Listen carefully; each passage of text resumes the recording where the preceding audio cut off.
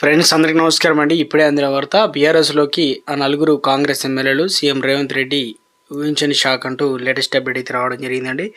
So అందుకు సంబంధించిన complete information అనేది వీడియోలో తెలుసుకుందామండి. వీడియోని చివరి వరకు చూడండి, అర్థమవుతుందండి. ఇలా ఇంకెవరైనా సరే మన ఛానల్ సబ్స్క్రైబ్ చేయకుండా వీడియోస్ ఉన్నట్లయితే వెంటనే మన ఛానల్ సబ్స్క్రైబ్ చేసుకోండి.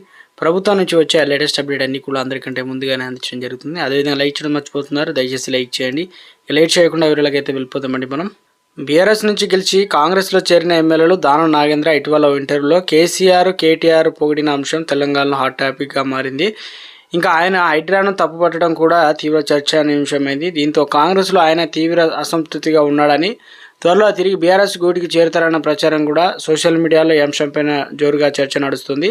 ఆ నలుగురు కూడా దానం నాగేంద్రతో పాటు బీఆర్ఎస్ నుంచి కాంగ్రెస్లో చేరిన నలుగురు సైతం యూటర్న్ తీసుకోబోతున్నట్లు వార్తలు వైరల్ అవుతున్నాయి. ఆ లిస్టులో బాన్స్వాడ ఎమ్మెల్యే పోచారం శ్రీనివాస్ రావు, గద్వాల ఎమ్మెల్యే బండ్ల కృష్ణమోహన్ రెడ్డి, చేవెల్ ఎమ్మెల్యే కాల యాదయ్య ఉన్నారు.